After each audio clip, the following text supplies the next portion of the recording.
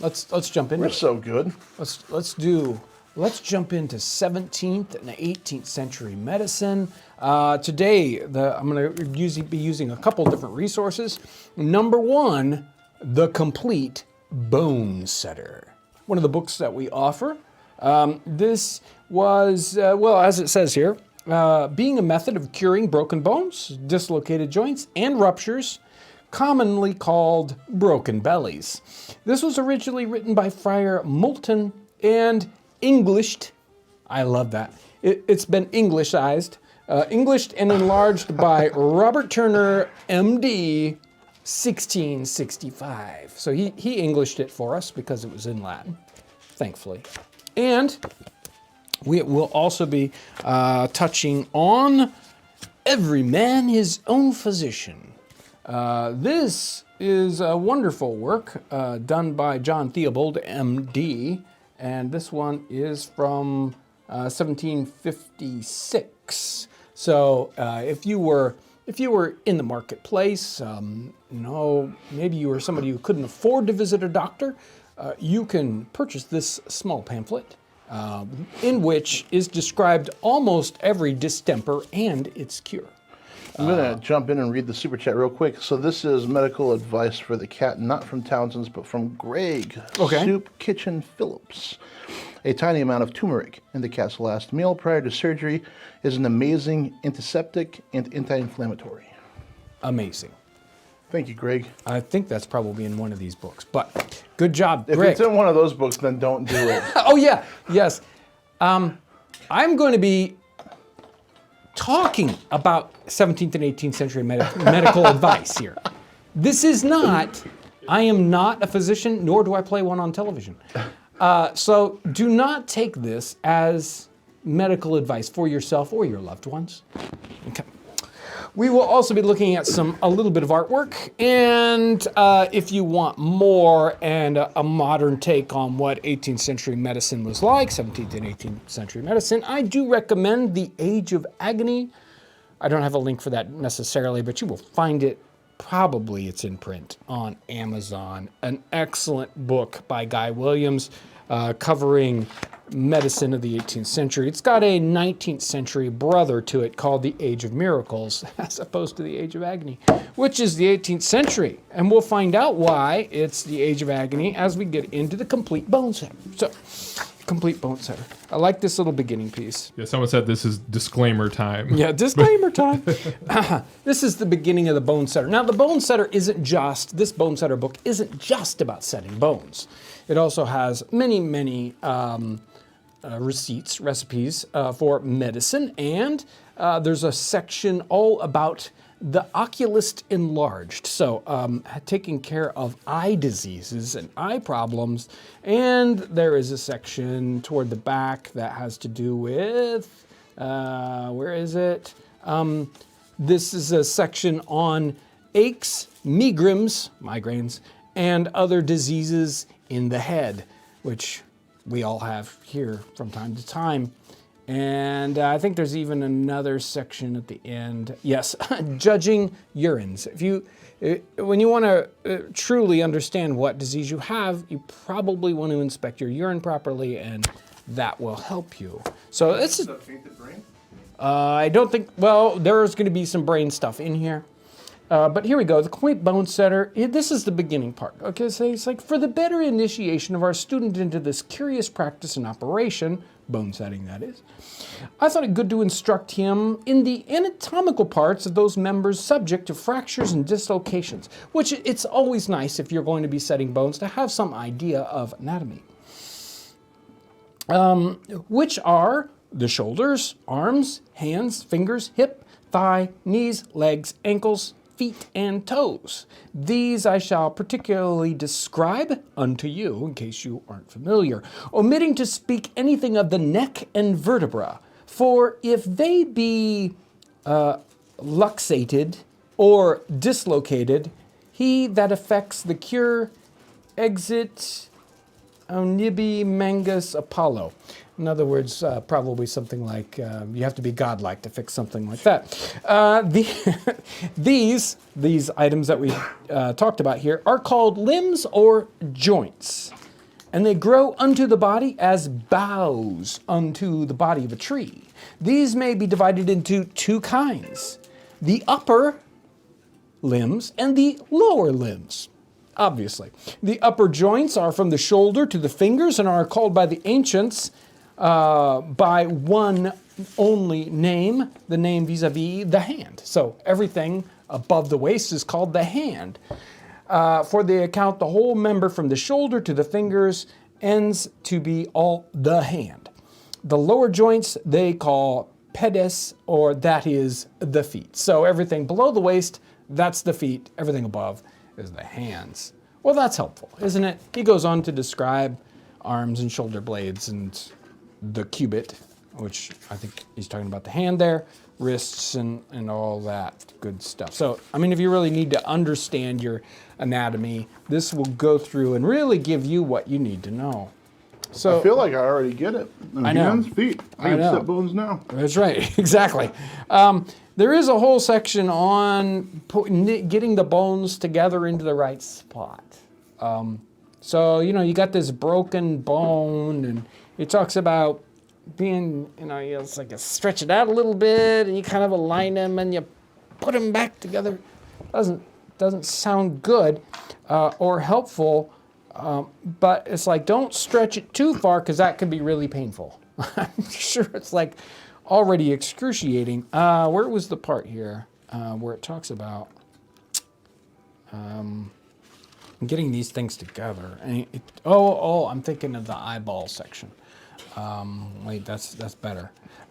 But actually, the setting of the bones didn't sound too crazy. So yeah, you try to get them into the right position again.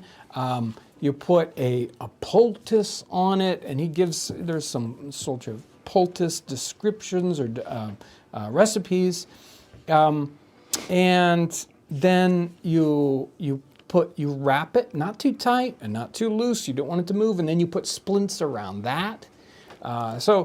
Because of course they don't have anything like casts. Casts, or the Basra method, something that comes in the 19th century. So in the 18th century, it's a bit more primitive. But of course, even now, you don't see as many casts now. Mostly they put them into, you know, sort of soft casts and things like that. So medicine, it's always morphing and changing, isn't it?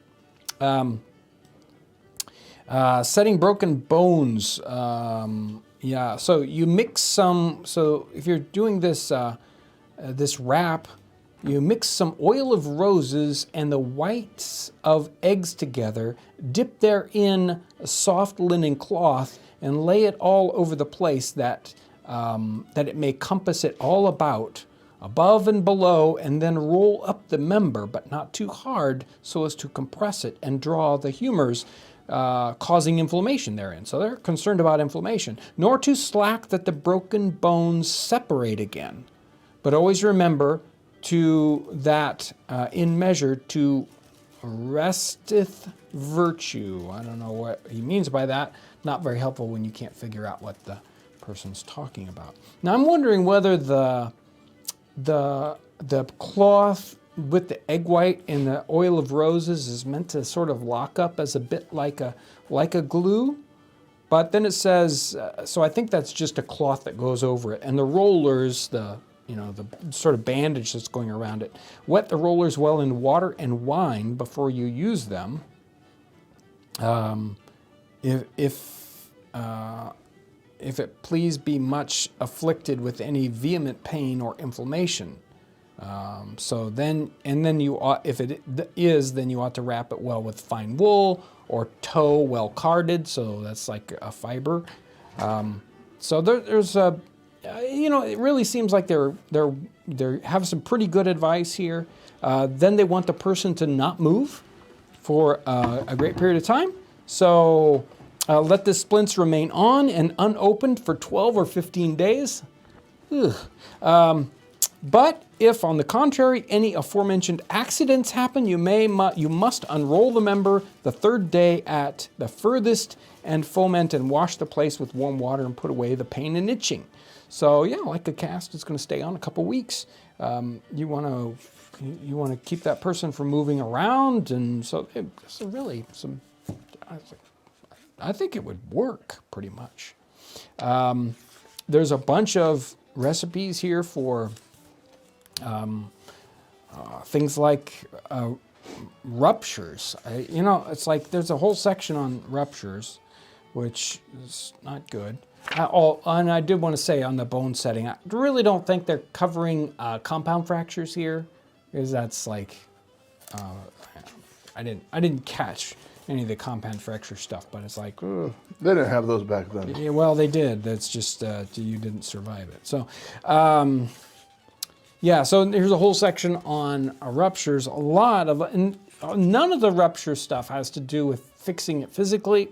Well, mostly that, but mostly salves and whatnot. I'm not sure what a salve or a drink or a plaster is going to do for your broken belly, but they've got lots of them in here.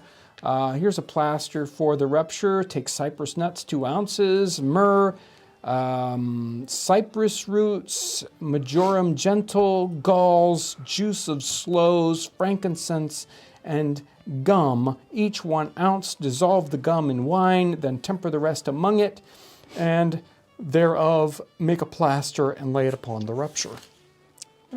Nothing else. I mean, you feel like something's happening. Yeah. Lots of good rupture stuff. Did you want to jump in, Ryan? I can. It's up to you. I certainly wasn't I can looking just for the keep going. opportunity. Here we go. Okay, I'm going. We're not going to stop. Here's a good drink for rupture. Rosemary, 1/2 ounce. Cinnamon, 1/2 dram. Balm flowers, ginger, borage, nutmegs. That'll fix you. Of each 1/2 a dragon, or dram, no, sorry.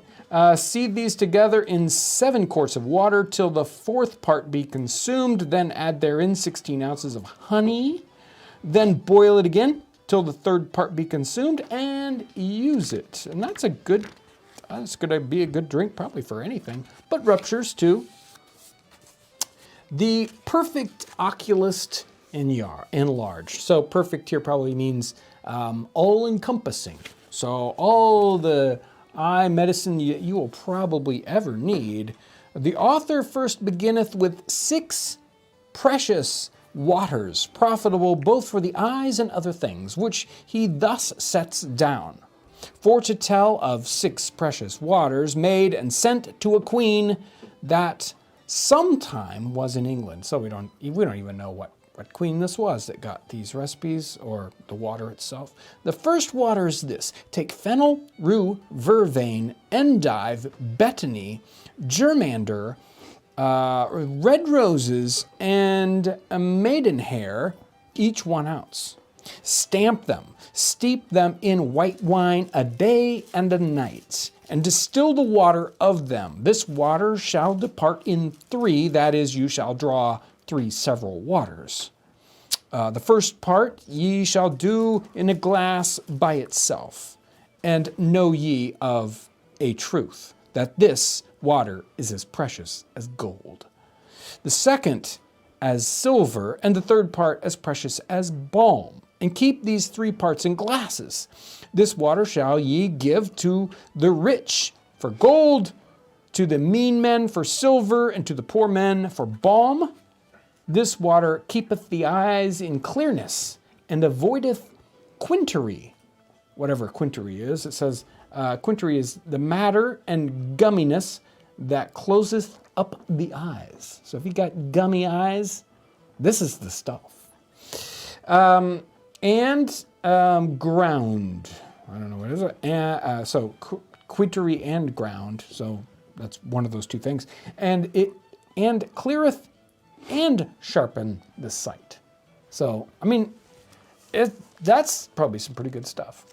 So that first batch is as good as gold.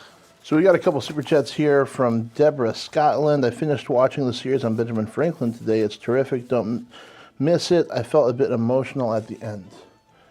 Oh yeah, the one on PBS. Yes. Right. And then Sir Frederick, I still love the one cure for consumption, turpentine and deer dung, along with riding a horse on cool mornings.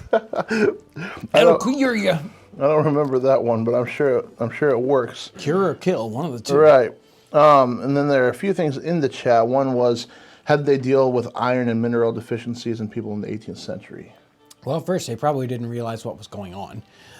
More than likely, you had too much of something, so you'd be poisoned by copper or too much iron or something like that. Deficiencies, they really didn't have any clue what was going on with things like rickets and scurvy, for that matter. So, another question was, did they wash their hands? well, some people did, but not as much as you might want. Especially if you were a surgeon. Before I go into, are you? One more. Okay. How were pine trees used in medicinal ways? Yes, very much so. In fact, cypress was already mentioned, and other resins and whatnot are an important part of medicine in the 18th century. Let's jump into pictures before we get too lost in these books. We ready? Yeah, let's do it. Are they ready? Well, that's a bigger question. Most of them aren't too gruesome. I'll try to warn you before we get to gruesome. All right, here we go.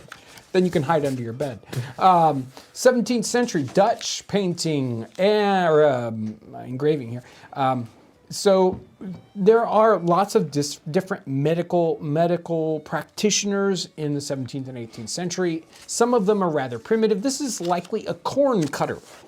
And this may be a bigger medicine shop. I don't believe so. Corn cutters were itinerant. They would just walk from place to place. They had a cry. In England, it was work if I'd have it.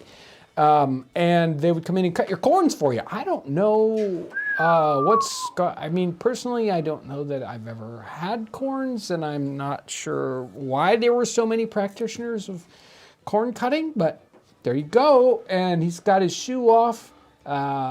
And we see tie shoes. This is the 17th century when buckles aren't popular. We see somebody working in the background in a storehouse kind of a thing there. And then the woman here at the table watching, that little bowl is a little brazier bowl. She's got hot coals in it. And I don't know what she's doing. They would use those often to light pipes, but there are no pipes in the scene. So I don't know whether she's heating something to sort of cauterize the thing or whether she's just heating up some snacks, whatever. You can see a scalpel on the tabletop also. And this guy at least doesn't seem to be too much in pain. That idea is so strange, though. It's like a plumber and electrician now. Like, yeah. Be a corn cutter, son. You'll always have work. That's right. This is Visiting the Sick by Michael Schwartz. This is about 1650. So similar time as the Bone Setter, but this is on the continent, Netherlands. And we have the beautiful painting. All these Dutch 17th century paintings are gorgeous. This seems to be a hospital-like situation. We have in the very background there, wearing the dark outfit and holding his finger up to the air, in the background on the right-hand side, is the doctor himself. He's really, quite backgrounded, and he's talking to this person on the bed, and he's pointing up like, maybe your only hope is God. I don't know. Something like that. It's like, I've done what I can for you. We have the person by the fire, looks like maybe with a toothache or something, hard to say. We've got the old woman here in the mid-ground, and then this foreground, probably just a visitor, but really the light's on him, and they love playing with light, and that his haversack bag is there, and we can really kind of see what the clothing is like. Yeah. We know that these are not rich people. So it's hard to see. Is there another slide after this one that says? I've never seen this one, though. It's really beautiful. Right. No, okay, so I'll go back to that one. We were talking about making multiple slides of this. But right by the man's knee, between him and the woman who's sweeping, there's like a dog getting into a cabinet, like trying to steal food. We have people in the background that are coming in, and it's like, boy, guys, I don't know what's going on here. Somebody's playing music. Yeah. Anyway, nice. I'm sorry, I smacked the table, the music box went off. I think it's angels in the background. So if we look at that doorway and the light coming through, it's almost like one of those people looks like they're the Grim Reaper or something, right? So I don't know, even though they aren't. I think it's just an impression. And notice the person who's opening the door is pointing in, like if they were the Grim Reaper, well, what you want's in there, you know? Ugh. So some interesting imagery. Somebody says, why does that child look like a cardboard cutout? Because it is a cardboard cutout, because they couldn't let the child in there because it's a hospital and the woman was lonely. That makes sense. Now, that was another good business. The cardboard Selling cutout? the cardboard cutouts Right. of children. And off we go. Hurry. This again is 1650. So 17th century, we have a doctor here, a woman in the background, bringing in things. And the doctor is talking to a skeletal form, death, I don't know. I'm not sure exactly what's kind of going on symbolism-wise. We could see he might be messing with some occult here. Some of his books are made to lock up. Now, why do you need to lock your books? Good question. But we see sort of some of the apparatus of physicians in the time period. And there's definitely a division in our time period between surgeons and physicians who work in medicine, and that's the higher end, the ones who are making these concoctions and whatnot. Usually mere surgery is a lower level thing going on here. We have another mere surgeon. This is called shoulder surgery. And this is a copy of an earlier painting. So there was probably one by 10 years from around 1650, 1660, and then this gets copied in the 18th century more than likely here. But we get an image of a primitive medicine shop. Somebody's doing the surgery there. We see some medicine things on the table. We see an ointment jar. We see a little bag there that probably has some different kinds of drugs. Even a little paper envelope that holds probably powdered medicine. We've got a carafe there with some paper stuffed in it. And we see on the walls we have other medicine and things waiting. He looks like he's probably good at what he's doing. I'm not sure about whatever's on the floor. Don't ask me what's been thrown there on the floor. The person does look in a little bit of pain there, but it's not too bad. What do you think's in the crux? Well, probably some medicine that's aging, as we say. Percolating. It's got to percolate. Some of those ones is like, well, you set this aside for 3 months, 6 months, and it'll be ready to use. This is Steen, and from somewhere between 1660 and 1666. It's called The Sick Woman. And there's people have different ideas about what's going on here. Maybe she's lovesick, or she doesn't really look that sick. And by the way the man's dressed, some interpreters see this as possibly that he's a quack because he's not dressed as an official doctor. So doctors have particular kinds of robes, and this person's like, maybe a little fly-by-night.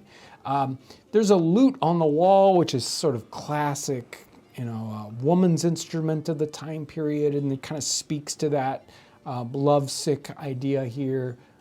There is some thought that what's going on the floor there with the little heating box and the little vial that's there, that possibly there's some true or not so true pregnancy test going on there, but that's a complete, people are just guessing on that one. And on the right-hand side, Lauren just saw the clock on the wall, thought it was fun. It kind of got cropped out, so she put that up a little closer so we could see the clock on the wall. So I like your blue shoes. Yeah, isn't it funny that the blue, and I wonder if that's smalt blue. Notice the blue is the same. There's a little tiny thread that's on the box. There's the band, the ribbon that goes around her hat. There's her shoes, and then there's the tapestry. And it's like the guy only had one blue. Right. It's like, well, we just use the same blue everywhere. Next. Now, this woman, she doesn't look so good. This one's titled The Anemic Lady, from 1660 to 1680, somewhere in that point. Now, this is probably more like a real doctor with his real doctor robes. He is inspecting a vial with urine in it, because that's one of the big diagnoses. How are we going to figure out what this is? There is classic in this time period, 17th century Dutch painting. She's got that little heater that's underneath her foot. It's got little coals in that box, because it can be cold in the house. There isn't a nice, fireplace right here. So how are we going to stay warm? We've got our little personal space heater, basically. You can see this is not necessarily a bed chamber, but sometimes you would have beds in the main room of the house. So there's a bed right behind them. And that great picture of the cat who's looking right at the painter. Right at Mr. Biggs, if he's watching. Right, it's Mr. Biggs watching the live stream. This person is taking care of their own wound. So this is possibly late 17th century, early 18th century.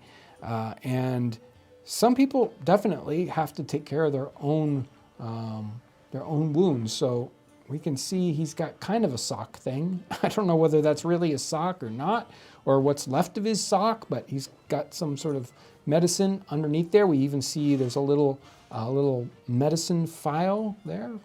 We have ones real similar to that on the website, little blue ones. So some people, they got to take care of their own self. Now, we go from the lowest level of medicine, do-it-yourself medicine, to the highest level of medicine. Here, the superintendents of the Collegium Medicum in Amsterdam, the 1680s, and they're studying. They're probably transferring to having notes between each other. Notice they're all dressed very similarly, at least all the ones that are doctors. And then we have other people coming in. On the one side, person's coming in, he probably has some special herb to sell them, or have them try out. I don't know what you do. Somebody brings you a new herb. It's like, well, I wonder what this cures. Well, I don't know. We're just going to find a whole bunch of sick people. Try it out. Start trying it out. We'll find out what it cures. Yeah, we'll figure it out one way or the other. Right? Turns out it cures nothing. Well, now we know. So it's possibly their big herbals that they're filling in there and talking about it. Then we even have the other gentleman on the far side, sort of maybe a servant-looking person there. He's got some sort of another plant that he's bringing in, and the man on the extreme right with some sort of press or some other piece of equipment. He looks like an apprentice almost. Uh-oh. Oh, Speed and Style Tony says, gathering to decide the new flavor of oatmeal. Yeah. Well, they do look a bit like Quaker oatmeal people, don't they? And they even have a dog. I mean, it can't be going wrong there. This painting is called the Profligate Punished by Neglect. So this is, apparently possibly a father who hasn't been good to his children, and this is the daughter here who's paying attention to a suitor instead of the sick father, and she's pouring hot water on him by accident. He's likely has gout. He's got his leg up like that. One of his shoes is down at the heel, maybe because he can't fit his foot in it. So there's issues there. He's all white in the face, and he's not looking good. He's wearing his tricorn hat, but it looks like he has a cap on instead of his wig, because of course he doesn't feel well enough. We even see the boy in the background. I don't know. He's got some. I looked close in the painting. It's hard to see exactly what he has. A twist of cloth or something. Don't know what's going on there, but a great little painting. Now this next one might be a little gruesome, so I'll warn you. You can close your eyes now, and then you can open them back up when we get done with this slide. Do a countdown. 5, 4, 3. And go. This is Rowlandson, and he does lots of just hilarious, cartoony kind of pictures. And this is a group of 6 surgeons and doctors surrounding a terrified man as he's having his leg amputated. And, they're just sawing away at that. We see all the tools there, sort of just willy-nilly, thrown on the ground. They did not have a real good clue about washing their instruments or anything like that. The fact that you just sort of drop them on the ground doesn't really, surprise anybody. They just got finished sawing through a tree with that. So. That's right, exactly. I mean, look at the teeth on that too. And we have the man on the extreme left there. He's got the future crutch waiting, and of course a capital knife for doing the flesh work there. And we see the glasses, very typical. Here, everybody, notice how everyone looks calm and collected, except, of course, the person who's being held down. I like the fellow just whispering in his ear, really there. If you look closely, he's hugging him. Oh, okay. Chair. Now, most of the time, they would strap people down. See, his leg is tied down. Yes. On his free leg, that is, and they would strap him to a chair so that he wouldn't go jumping around or anything like that. Many times they would give him something to bite on. In this case, not so lucky. There's those skeletons in the background. Yeah. That's interesting. Okay. Is that see on the left? Yeah. What is that? I think it's a corpse, a cadaver. Well, you got to practice on something, apparently. So we don't. I meant above that right. on the left. Now you can open your eyes. Well, maybe you want to keep them closed for just a minute. There were a lot of quack medicine people, and they were testing out new ideas all the time. And so one of these is this treatments of just like super vomits, right? It's like, how are we gonna just give them some medicine that'll just make them just vomit like crazy. And maybe that'll cure them. Well, it'll make you never want to go back to the doctor again. So that's what's going on the left there. On the right, they have patent medicines are definitely a thing going on. And we have some Daffy's Elixirs. Daffy's Elixir bottles. Like here. the duck. Well, yeah. I mean, he like would the make quacker. He would make a good quack. Get it? You can. I got a piece I need to read. Oh yeah. So here's a couple advertisements for Daffy's Elixir. Really, this one is more about his competitors and copiers.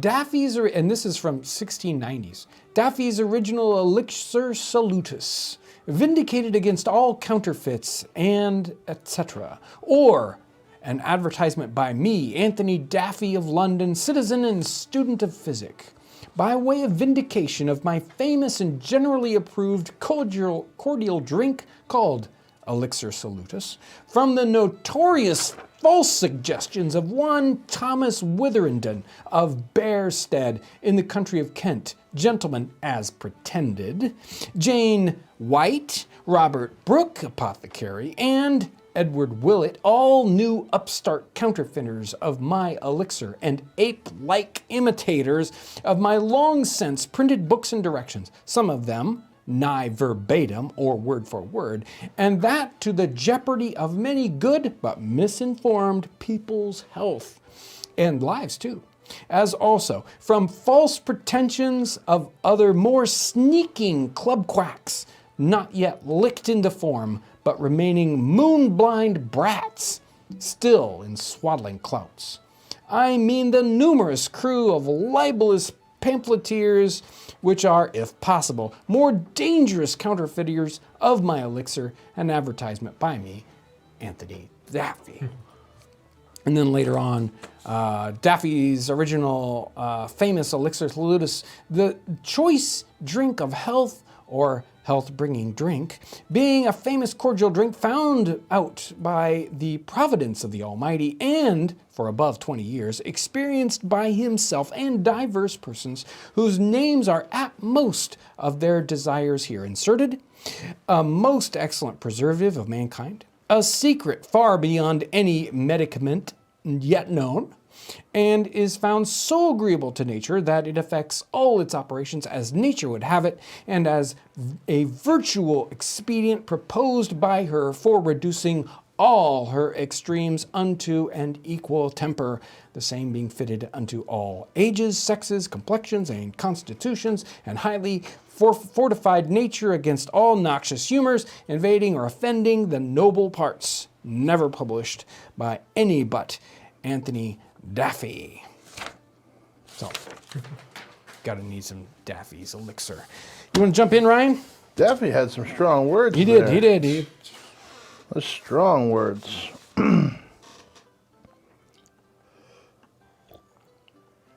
I can keep going. No, it's fine. Okay, so Aaron Howard is in Super Chat saying, when historic medicine gets mentioned, we tend to laugh, but I think it's important to remember that they weren't stupid. They did what they could with the knowledge they had, and some hospitals had excellent success rates. Very true, and we'll see a hospital here in a little bit. Ashley the Count is in here. I'm late to the party, but I'm glad to be able to be here for the last half of the live. This is such a fascinating topic. Thank you. And I'm scrolling for the last one here. So, yeah. It'll take a second. I got it if you don't. Oh, go for it, Aaron. Heather Torrey. Heather. And there's no comment. Just Thank you, Heather. Well, I'm sorry. There's another one still. Sorry. Greg's Soup Kitchen did another one. Oh, I just got it. Witch hazel, thyme, and lavender I still use as natural antiseptics. Cumin is a great antioxidant. There we go. Very true. You ready? Yeah, let's jump into the last two images real quick. So they get a little more positive as we go through. Here is the doctor he's dismissing death. So he's going to shoot him with this, well, it's an enema gun there. It's called a clister. It's like, wow. But anyway, he's going to blast him and shoot him right back out the window. That sounds like Be gone. a powerful gun. Yeah. Yep. It's a syringe there. And so we see, the guy's there. He's like, I don't know, holding up the knife like, hey, see you later or whatever. What's going on in the background there? Is that an instrument in somebody's lap? No, I think it's a fire, but I don't know. Oh, yeah, it's a pipkin. See, that's a handle of a pipkin going down into a pot on the fire. Yeah, I didn't recognize it until just this second. So yeah, we got an interesting image with different sorts of medicine jars and things in the background, and again, it's a bed chamber with a large fireplace. And Next. And here is finally, this is 1808. This is the hospital in Middlesex, Ackerman's Repository. This is probably just a woman's hospital. But notice this really reminds me of the Spanish hospital video we did. Yeah. So the beds are all separate. Notice they're even on wheels, which I thought was very interesting, so you can wheel people around. Big windows, lots of lights, lots of air. We have these interesting things above, and I see, that's what they are. Those are things so you can curtain off the person. So those little, you can see one curtain there on one side. Yeah. So you could curtain them off. And they each have their own little shelf for their own medicine. And there's even a fireplace there, and the person's probably drying off some laundry or whatever. It's interesting to me that there's only one fireplace in that big room. Well, they weren't so concerned with staying warm as we are. They're used to cold. Cold. Oh, yeah, I was just thinking for all the work that they probably have to do at the fire, but exactly. Yeah. But it's a big fireplace with, you can see how the coals are really racked up there. So it might put out a lot of heat. Is this one of those things where, I know in that video they were talking about how ahead of the times they were keeping everyone that separated. Right. Well, notice this is 1808, so it's a little bit further into it. And definitely the medicines, it's progressing through our time period a lot. You can go ahead. Yeah. So, and we do have to think, okay, so if we look back on this medicine, 200 years ago, and we like the one person saying, we laugh at that, they did care. And it's likely that 200 years in the future, they will just bust a gut thinking about the medicine that we do currently. So it's always one of those like, there's always progress happening. Let's hope there's always progress happening. So Yep. So super chat, Aaron Howard says, "What's the cure for tainted brain? The elusive tainted brain." Well, No one. yeah, I thought that was in that we'd have to get out the tradesman's delight. Yeah, it for was that. in the Gentleman's Right, Companion. right. But- Phil. Yeah. Oh, sorry, Phil No, go Cologne. ahead.